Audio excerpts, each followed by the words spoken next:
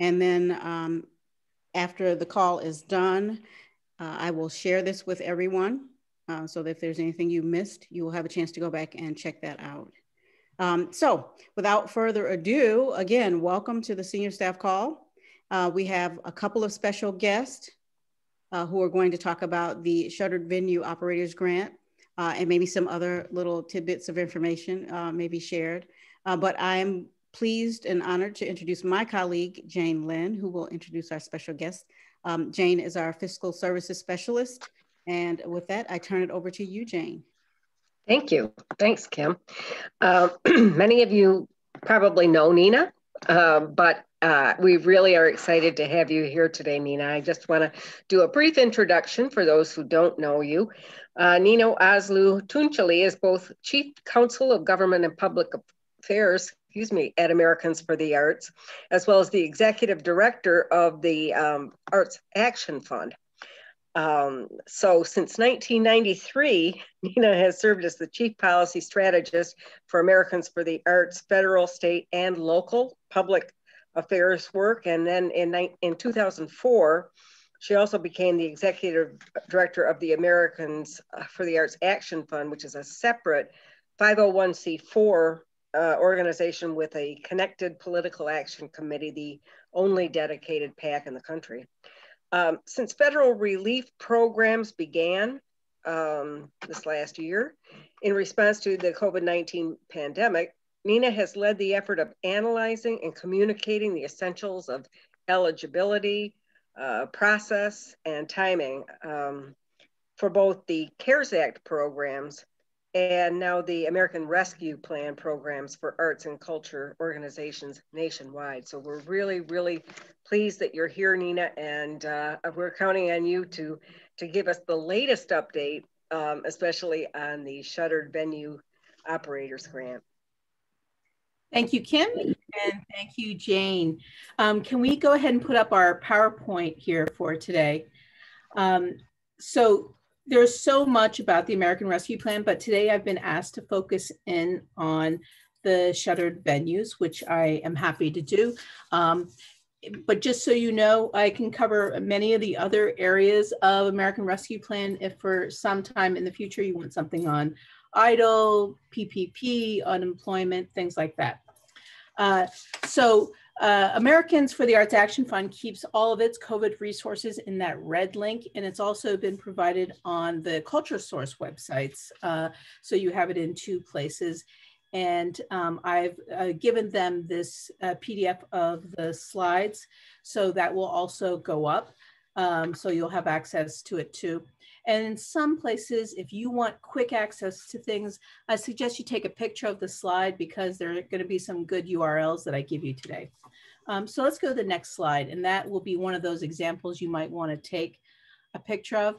Before we jump into shuttered venues, I like to give context of the impact of COVID-19 on our industry. So these three documents are not meant for you to read in the PowerPoint. It's meant for you to know what to look for when you download them based on the three links above. So on a very regular basis, Americans for the Arts is doing research on COVID impact. We're also doing research on the positive economic impact of the arts and documenting what comes out of the Bureau of Economic Analysis and our own economic impact studies. We also synthesize other research areas like Indiana University's research on COVID impact, Johns Hopkins University COVID impact, the Bureau of Labor and Statistics COVID impact, and that's in that third document. And these are, many of these are produced on a weekly basis or updated on a very regular basis.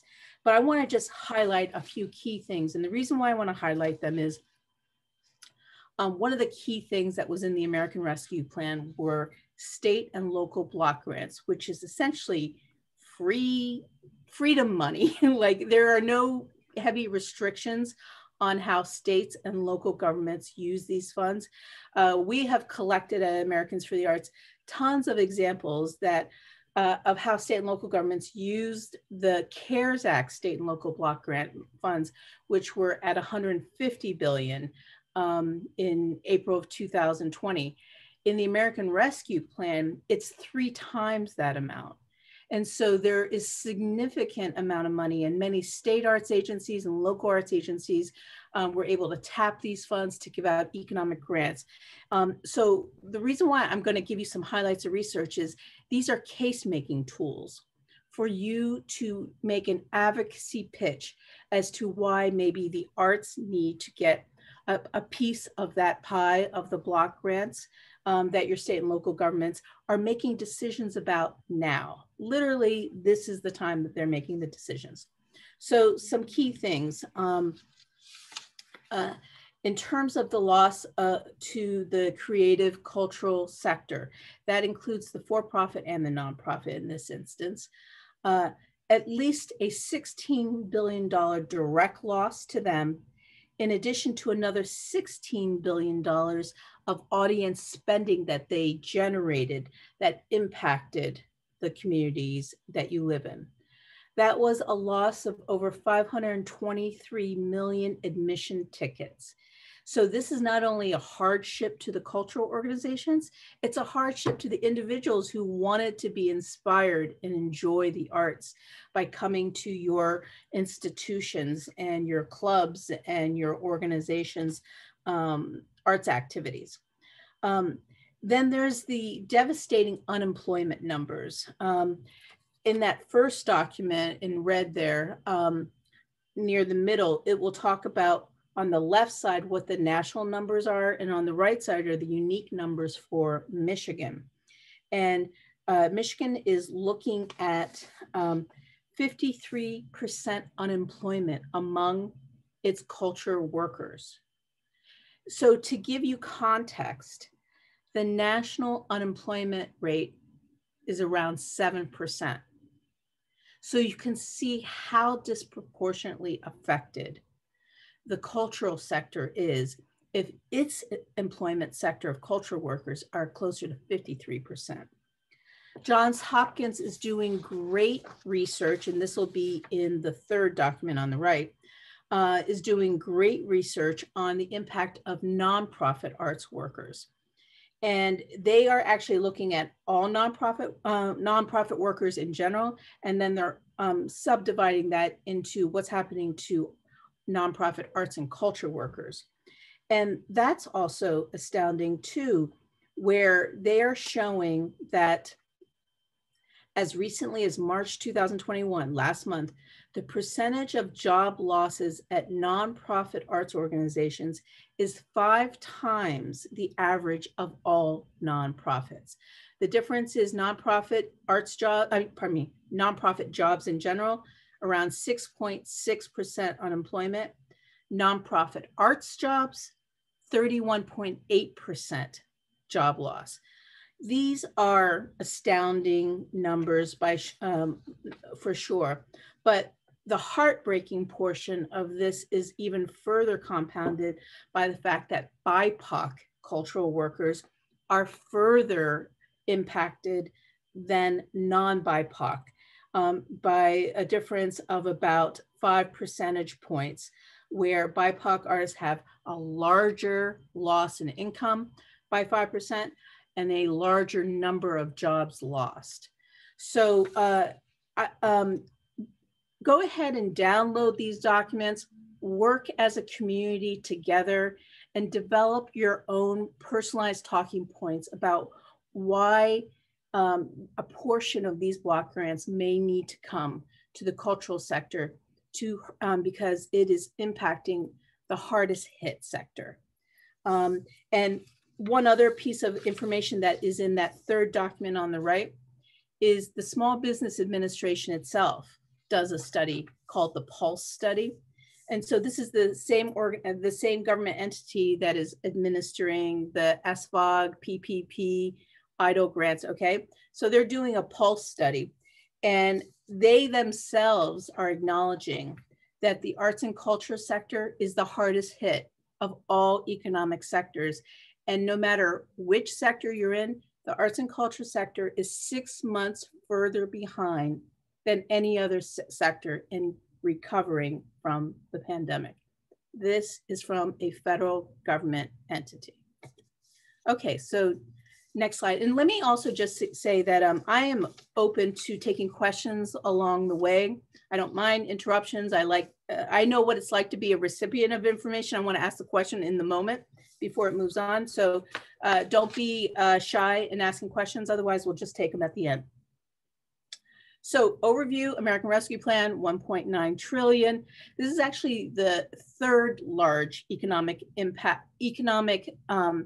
relief package. First, there was CARES Act, and then it happened very quickly, but on December 27th, there was also the Economic Aid Act, which is about 1.9 trillion as well. And that's actually the legislation that created the shuttered venues program. The American Rescue Plan added a little bit of money, but it's really the Economic Aid Act that created it. And this American Rescue Plan was enacted on March 11th. And it builds on, as I mentioned, the CARES Act and the Economic Aid Act. Next slide, please. So let's go right into the, oops, there you go, SFOG. So I just mentioned how it was created in Economic Aid Act with $15 billion. Then it got amended with American Rescue Plan with $1.25 billion, with some additional added things. For instance, being able, later on, it was later amended again to be able to apply for a PPP prior to applying for an SFOG. Thank God that happened. Who knew how long this SFOG thing was going to be drawn out? And you would have gone without any funds to keep your organizations moving along without that second draw PPP. So that was a great lobbying effort that happened there. And as you all know, it is unfortunately administered by the Small Business Administration, and specifically, it is the Emergency Disaster Division of the Small Business Administration. So these are the same people who deal with floods and tornadoes that are now dealing with shuttered venues.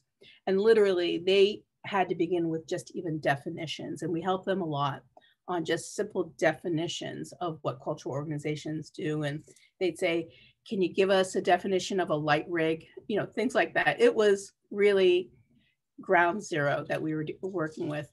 And so we now know that it will cover performing arts venues and the producers of performing arts, not just the venues, museums, aquariums, zoos, movie theaters, talent representatives. Next slide, please. Okay, so this is just merely for you. You might want to take a snapshot of it.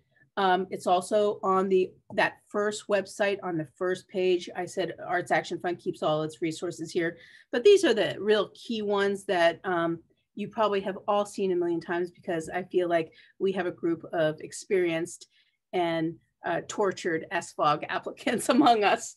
But just a few key things that I want to bring to your attention. The frequently asked questions, the latest one that's on the website is dated April 8th. It's riddled with errors that should not be relied on. And they know it, and they're going to fix it. In fact, the attorney who works for specifically the Shuttered Venue Division of SBA told me it was being fixed on April 8th, and it never got up there because they are now so intimidated by what has happened and embarrassed by what has happened that they are going to make sure every T is crossed and I is dotted before they put up a new FAQ. They really had their own disaster within the disaster division. So I want you to know about that. I also want you to know that we work with a law firm named Proskauer in New York City that has been doing phenomenal work and doing kind of deep dive analysis of the Shuttered Venue program. And what I particularly love about their analysis is every time an FAQ comes out, and as you may know, this program, which is a $16 billion program, has been created without the normal regulatory process, where if the NEA wants to spend $100 million, they have to go through so many regulations of posting what their intention is, what samples of the regulations look like, provide a comment period for the public to respond to, then revise, things like that.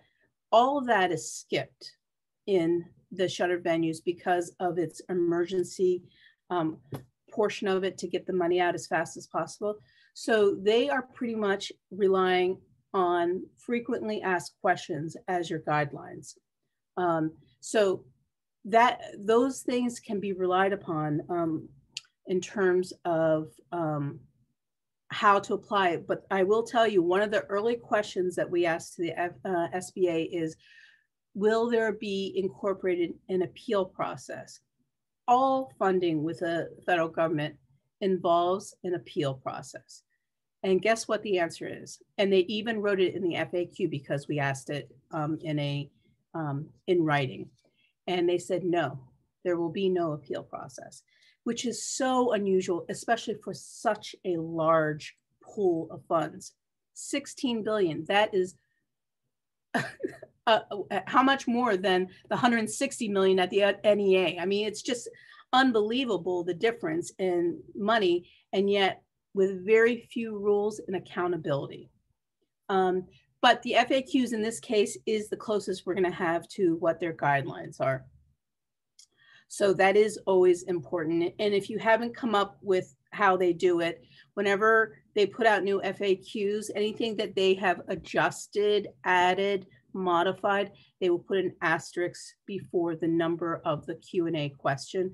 And that is your clue that something new has come out. I guarantee you sometime between now and Friday, I believe a new FAQ is going to go up, and it's really important.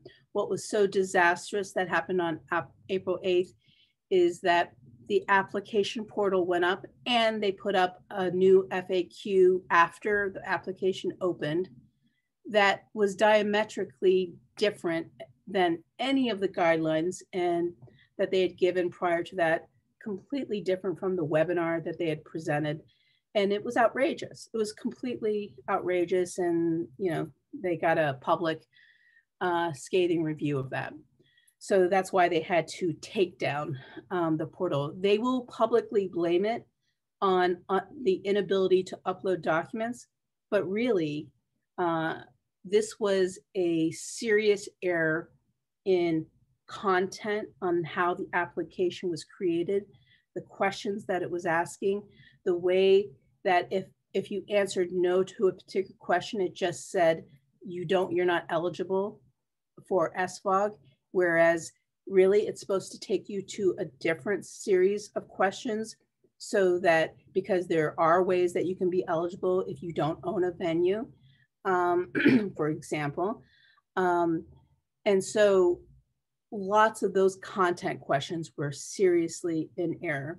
And probably the biggest error was the grant award was being based on gross revenue as opposed to gross earned revenue. And that was one of the most serious errors that they were making. So, you know, publicly they're blaming it on inability to upload documents, which possibly could be the case. Personally, you know, my conspiracy theory is that they purposely stopped uploading, the ability to upload, so that they could stop the grants from moving forward because it was so faulty. But that's just my one theory. I have no evidence of that. Okay, so here are the documents. The user guide is going to be updated this week as well. And they've taken down the old one because it was so riddled with mistakes.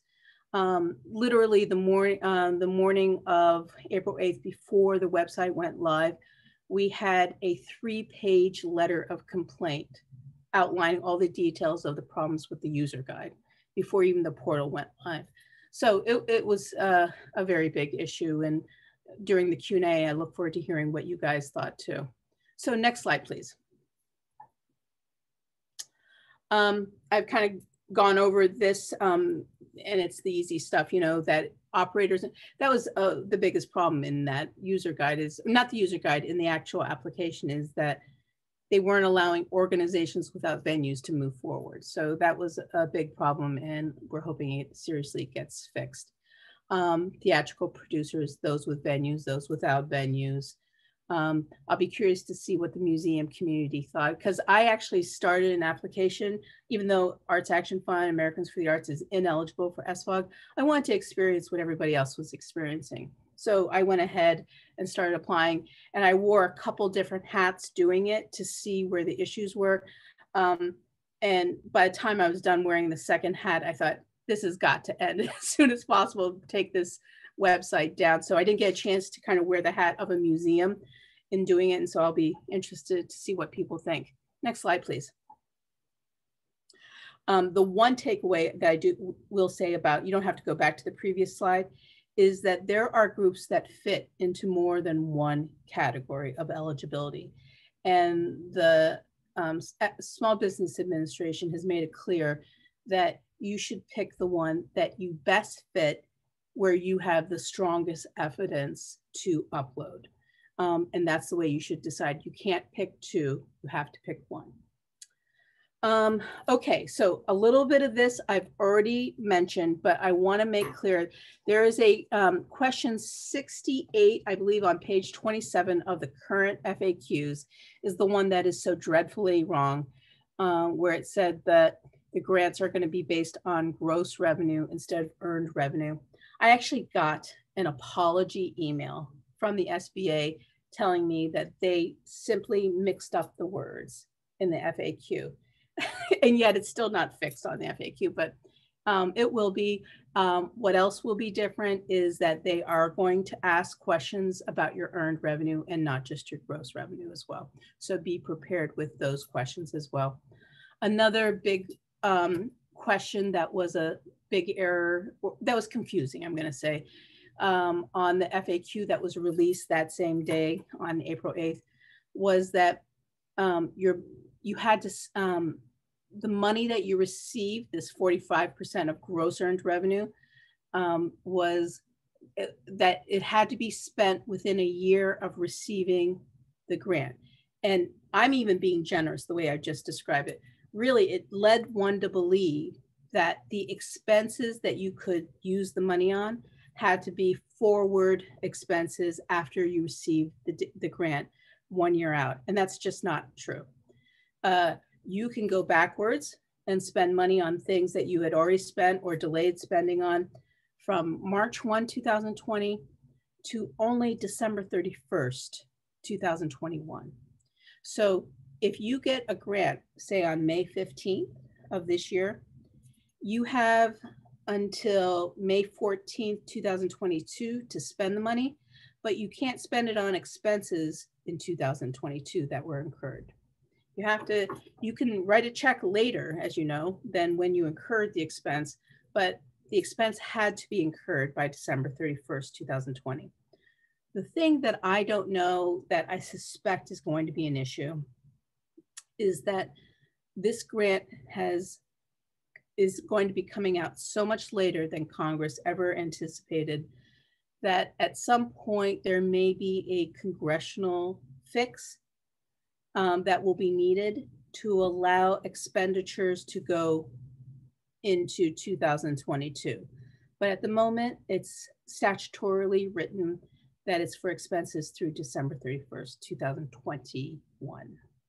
And hopefully this new application, when the portal reopens and when the FAQs come out, will be clearer on that point. But I can tell you that that's what the statute says. The chance of supplemental grants.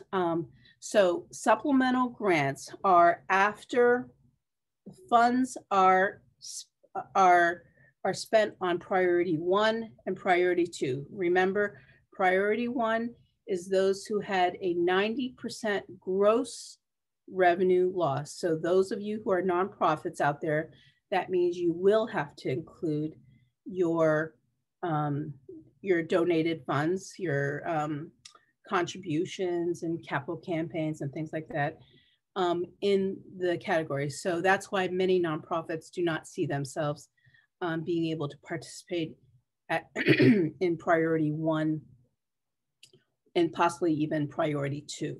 Both are based on gross revenue.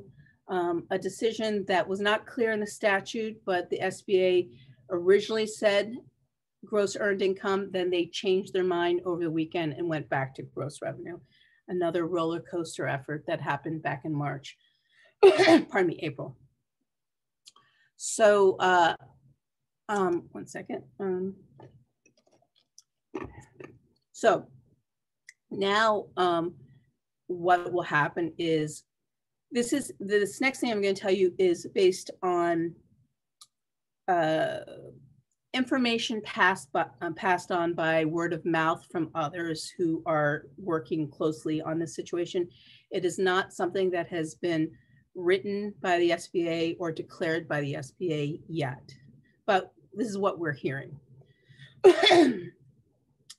For the first 14 days when the portal reopens, it's only going to be open to those that are in priority 1, self-declared, based on what, if they think they have the numbers to prove it, they will be able to fully submit their application, because they'll be able to upload evidence and put in their revenue chart to show that they actually had a 90% loss. And just as a reminder to folks, that's 90% loss for 8 months, from April 1 to December 31st of 2020, in comparison to those exact same months of 2019. Gross revenue loss, 90%. And that is what I'm hearing as what will be different in this next relaunch, and that only the people in the 90% loss category will be able to apply. After those 2 weeks are over, the second priority group, 70% gross revenue loss for those 8 months for another 2-week period.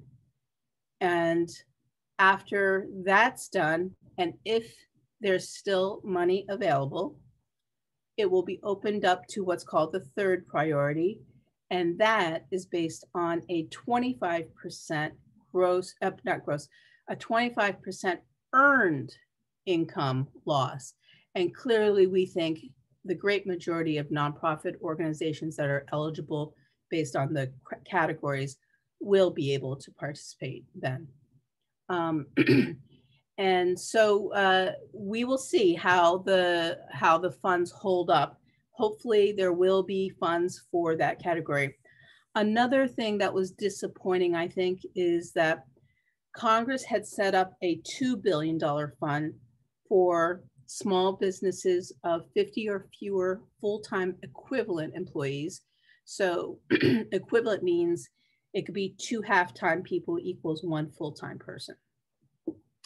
So many nonprofits. In fact, we worked with Southern Methodist University that does a ton of research on tax returns of nonprofit arts organizations. And if you can believe it, 93% of all nonprofit arts organizations, regardless of discipline, have 50 or fewer employees in this country.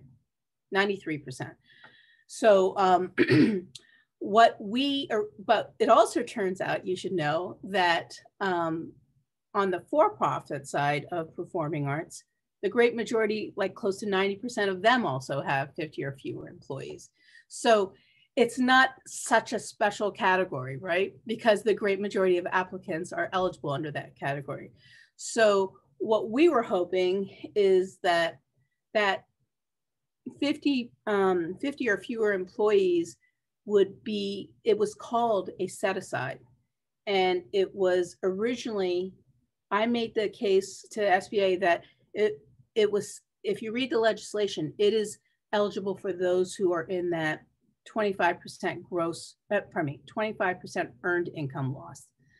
But what they're doing is they're simply adding it to the first and second priority and making them eligible too. So anyone who is in that first, second priority, and if they have 50 or fewer employees, what they have said in an FAQ and in a phone call that I've had with them is that they are just simply going to first pull from the set aside to pay them. And once that is completed, they will pull from their regular grant money. So when Congress set this up, they said no more than 80% of this 16 billion can be used on priorities 1, 2, 3, and that 20%, what ends up being $2 billion, has to be used on the small business. And what they're doing is they're pulling from the small business first. And so in the end, it's going to feel like all of it is in that larger pool of funds. It's easier for them, but it doesn't help nonprofits. So what I am saying about all of this is take great notes about how your experience ends up being, because these notes and what I would call things that might be unfair to the nonprofit community is an opportunity to go back to Congress and ask for something different that does address what our needs are. So if for any reason you are there's not enough money left over, or somehow you didn't qualify, I really want you to be in contact with CultureSource, be in contact with me at the Arts Action Fund, so that we can collect this information and make a case. Because we have found that it works when we make the case. The things that we really wanted, like getting PPP before SFOG, like extending the deadline for PPP to May 31st, like getting a different kind of calculation for self-employed Schedule C workers to get more money in a PPP based on their gross income instead of their net profit. All of these things got changed because of advocacy. So that's why I'm saying take detailed notes about what happens. And then I'd say the most important thing going into this is don't disqualify yourself. If you think you're somewhere on the edge, whether you may or may not qualify, apply. Just apply and see what happens, and document what happens to you specifically.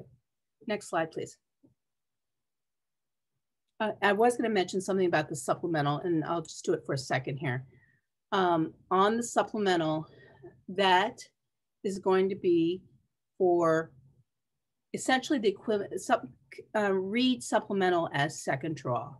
Second draw will be if there's, after going through first, second, third priority set aside for small businesses, and they've all been processed and assessed and given out money to those who fit their criteria, and there's still money left over. Those who had a 70% or more, so first and second priority type folks, who had 70% or more gross revenue loss, can go back for a second draw to get relief funds that represent the first quarter of 2021. And they would get 50% of the grant amount that they got in the first round. I don't think many people are going to be able to get it, but we'll see. But what's interesting is that the SBA is going to give out essentially rain checks to those that could qualify for the supplemental, because I believe that NEVA and groups like that, all of the groups involved in Save Our Stages and shuttered venues will have a case to go back to Congress and say the need is greater than the supply. Please fund more money here. And those that got that rain check coin will be able to be first in line to get funds. Okay, I think I have covered this slide, so let's go to the next slide. And let me see, definitions. I still have not come up with figuring out what big difference there is between earned revenue and gross earned revenue. I'd love a little discussion later at the end of this if anyone else has come up with something. They appear to involve the same things, but we'll see. And gross revenue is everything. Now, important here, and this applies to gross earned revenue and regular earned revenue, you do not need to include in your revenue items any federal COVID relief funds that you received in 2020 or 21. So that means you do not have to include your PPP money. You do not have to include idle advances, block grant funds that you got circuitously, either through your state arts agency, your regional arts agency, or your state government and local government. Anything that was federal sourced related to COVID disaster relief does not have to be included in revenue, which helps a lot because now, let's say you had to include that disaster loan stuff, that kind of tried to make you whole. If you compare it to 2019 and then compare it to 2020, and you have all this federal disaster money in 2020, the net difference between the two is not going to be very much. But now when you take out that disaster loan, you have a lot less revenue in 2020, and it shows a bigger loss. So it'll help you qualify. So that's a really important piece that I have to kind of really make sure everyone knows so that you don't cut yourself short on eligibility of percentage loss. Next slide, please. Okay, as a reminder, in their FAQs, they still say it's first come, first serve. It's based on when the application is actually submitted. And in their FAQs and in their webinar of March 30th, the SBA said, we're not helping anybody. We're not allowed to help anybody. If you want to get help, you have to go to the regional SBAs around the country, which I have found to be quite helpful, but they are also a little bit working in the blind because the national office is not very clear on how the program works. So I don't know how the regional officers can make it any clearer. But sometimes they get little nuggets of information that are helpful, like how to create a crosstab walk and that kind of stuff. Making sure that you get your SAM registration. Little footnote here on SAM registration. The SBA is learning from its mistakes. The sister program to SFOG is the one for restaurants that was created in the American Rescue Plan. It was not created in the Economic Aid Act of December. And it's very similar to shuttered venues, but it's for restaurants. And what's different, there are at least two huge differences. One is there is no SAM registration requirement for restaurants. And there shouldn't have been one for this one either. It's caused a lot of problems. It was an advantage, I will say, though, for nonprofits who were used to applying through the NEA and stuff. They already had SAM registration, stuff like that. The second thing that's different is that they will soon be opening up their application portal. And that's like within a month of the bill passing, whereas SFOG is now going on 4 months. And the way they're doing it is they're going to take a random selection of applicants to essentially go through the application process, kick the tires, figure out what's right and wrong about it, what was hard about it. Then they're going to pause, make all the changes, and then they're going to launch their site. Wow, sounds smart. Really should have been done here too. But that's just as a little side note. I will tell you one other side note thing that's of interest. The day before the SFOG portal opened on April 8th, on April 7th, the day before, the SBA's own Inspector General released a very tarnishing report on the ineptitude of the SFOG rollout and thought that it was riddled with problems and open to fraudulent claims and understaffed with professional individuals. It was really quite harsh. And it was the day before it was released, and it was almost prescient in terms of all the things that happened. So they're really under the gun right now. Okay, but going back to this list, one of the key things, and there's going to be an example of what I'm talking about near the end of my slides here, is this issue of correcting your application. It's a brand new system. A lot of people have never think of these like private clubs in your community. They've never applied for a government grant before, and they're kind of out of their league. They don't have professional development staff. and they need help. They need more assistance than the average applicant. And yet the SBA is saying they're not going to offer any assistance. And they're also saying in their FAQs and webinars that if you make a mistake, it's going to be rejected. You don't have an opportunity to fix things, and you certainly lose your date and time stamp of that rolling basis, first come, first serve, if it's not a complete application.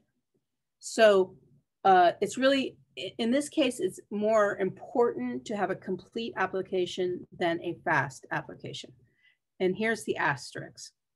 A lot of pressure is being put on the SBA right now to create a situation where an applicant can cure a problem with their application.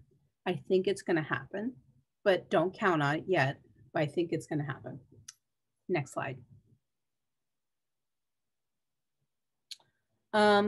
Basics that you already know. You can still create an account, a little FYI here that you probably figured out already. Many of you signed up to the SBA's like keep me informed about SFOG rollout, things like that. And you had to create an account for that. And then when you went to go create the application, you use that same username and password. You cannot. They are different systems. That's one of the benefits of me experiencing the whole thing. That's exactly what I kept doing. I'm like, what am I doing wrong? I already had an app. I already had an account with SBA. It's a whole different account. You need 8 digits for a password. The other one, you only needed 6. That was my final clue of what I was doing wrong. So keep that in mind. Even though the application portal is down, you can still create an account. It's worth doing if you haven't done it, but I think pretty much everyone has here. And you cannot skip a question. Every question has to be answered that you're given. And when the uploading system is corrected, you are going to have these 4 choices unless something changes between April 8th and when they relaunch. These 4 methods, PDF, JPEG, XLS, XL, and doc will be uploaded.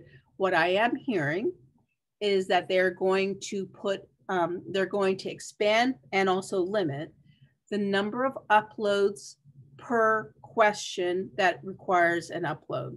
Not every question requires an upload of evidence, but when they have it, I understand that the limit is going to be 10 uploads. So if you have, for some reason, 11, 12 things, and you really want that included, rescan that PDF so that you're putting multiple pieces into one. So it counts as 10 uploads, if you know what I mean. So let's say you wanted, I don't know, 12 months of marketing materials, put them in quarters. And so now you only have 4 documents to upload. Put January, February, March's marketing in 1 quarter. You see, be clever like that and think about that way. But I do believe that they're going to stick to this that I've been hearing of 10 per upload. The application process does say throughout, but what you should know is that what the SBA has verbally said is that anyone who started an application is going to have to start all over again. You don't have to start with a new password or anything, but you are gonna, it's not gonna save what you did on April 8th. And you're gonna have to start all over because the application is gonna be so different. You know, different in that better questions are asked, more questions are asked. So and they're certainly not gonna save. I think a few people were able to get some things uploaded before they shut everything down. And I don't think that those are safe. So keep that in mind. But once this application, this new portal does start, if it is the final version, it will save your work as you move along. And it's not considered submitted until it's complete. We'll see what they say about the assistance and being able to cure it. Next slide, please. I've been giving you all of these latest things as we've been moving along. So I'm just gonna take a quick peek.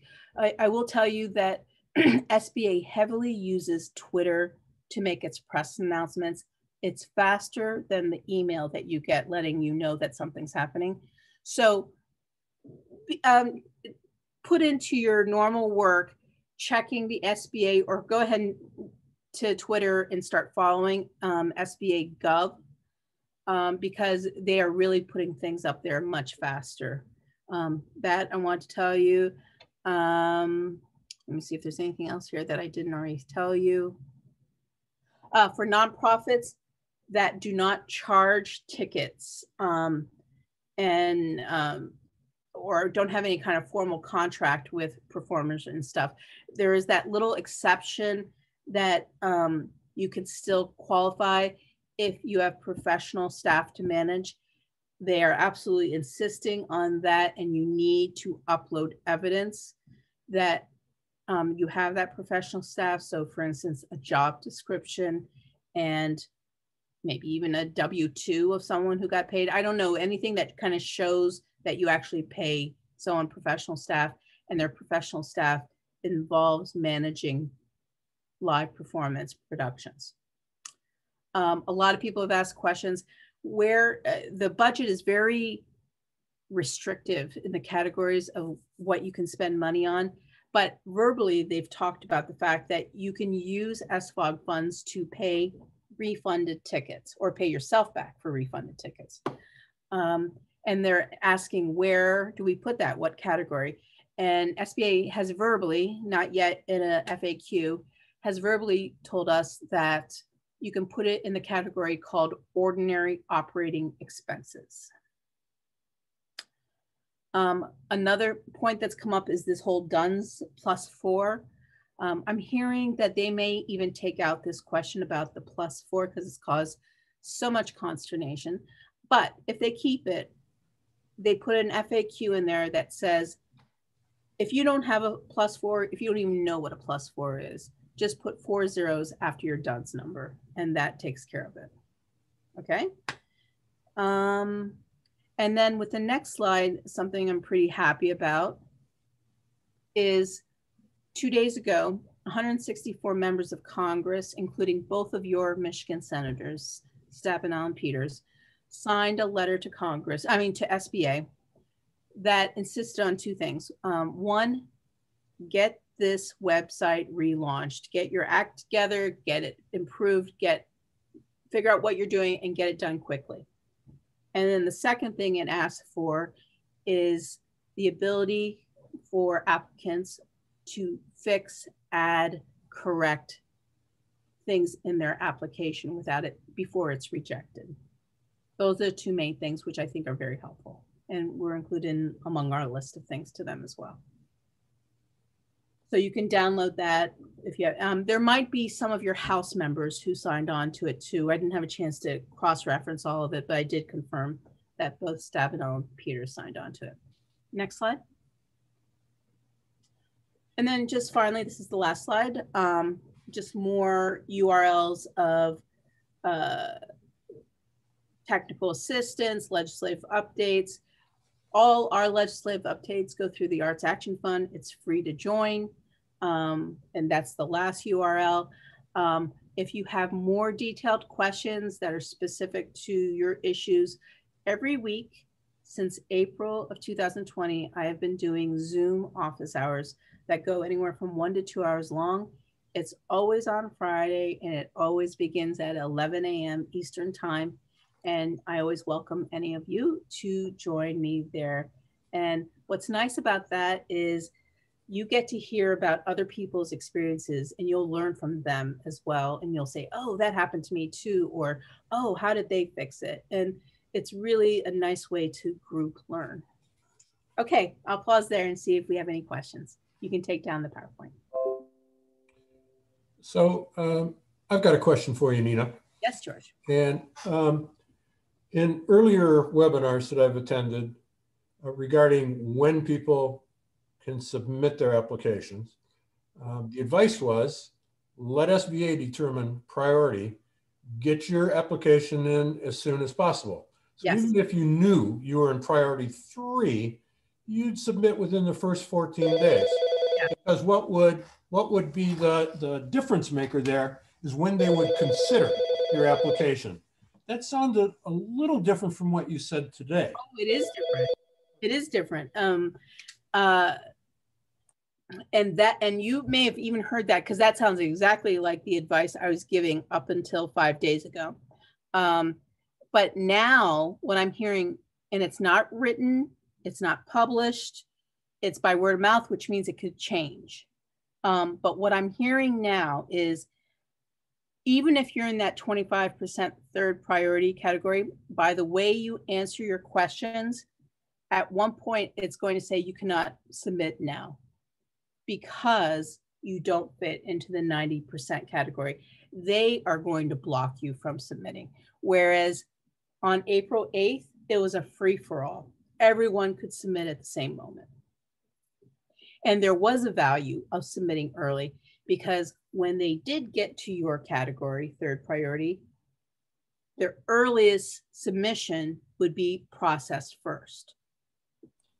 So would you advise then, I mean, if that stays as you just described it now, people should still submit their application as soon as they can and let the SBA say, no, you can't do it yet because we're just. I think so. Let's see what happens. I mean, I don't rely on anything that the SBA says. I rely on what happens. I've always said the rubber is going to meet the road when the application comes out, and then we'll see if they abide by what they've been saying. And it proved that's exactly how it proved out, that you cannot abide by what they say. Right. You have to abide by what the application will let you do.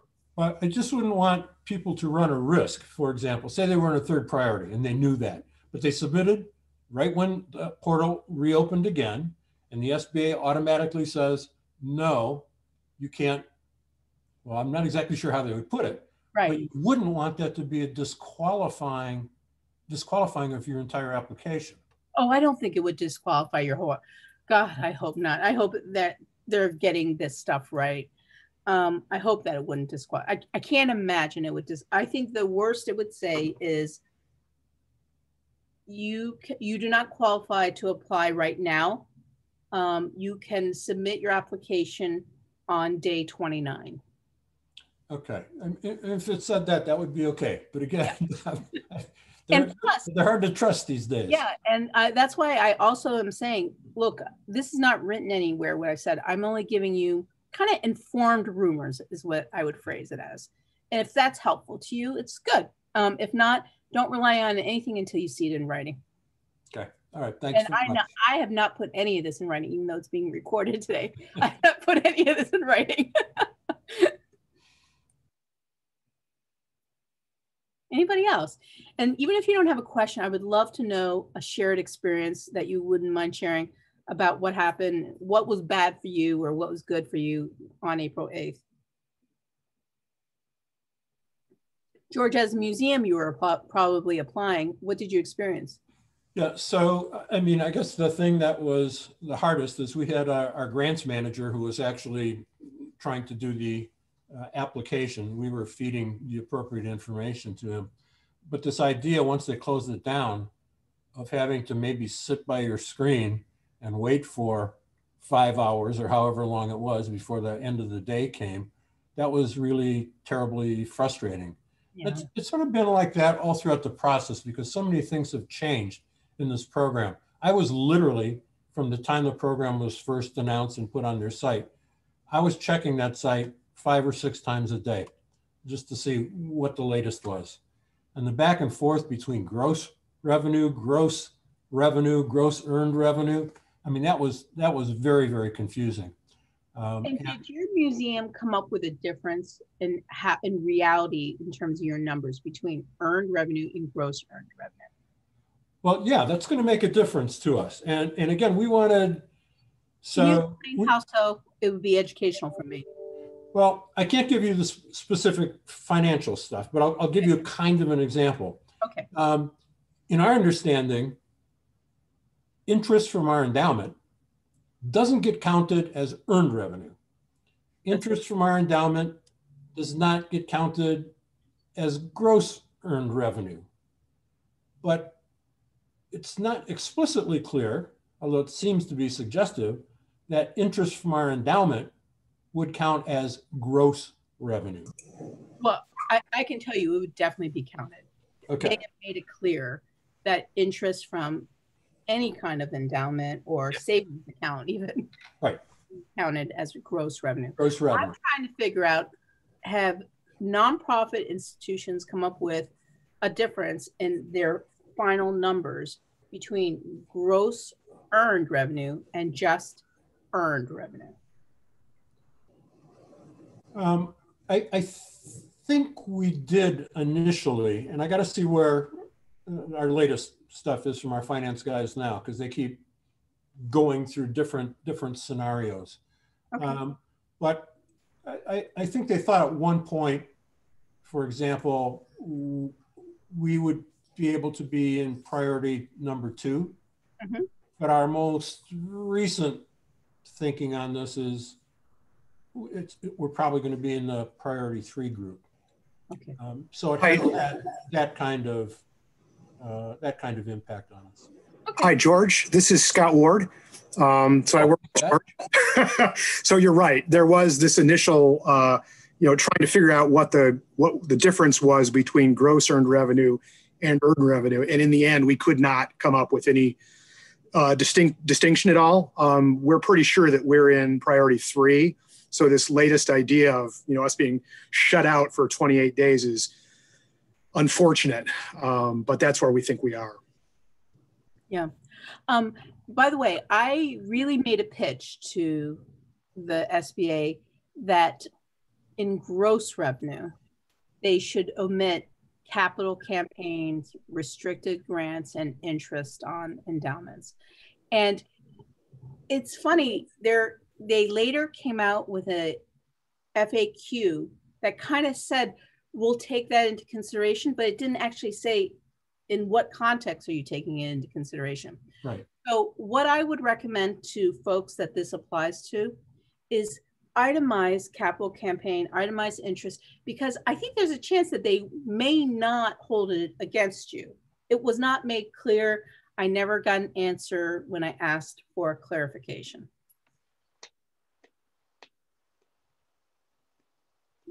Any other? Okay. Hand it back to you, Kim. Thank you so much, Nina. I really appreciate it. There's a wealth of information.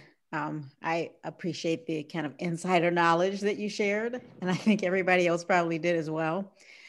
So I, on behalf of everybody who was able to participate in this call, say thank you, thank you, thank you. I encourage everyone to participate in her office hours. She shared that on her slide. Can you repeat that again for us, Nina?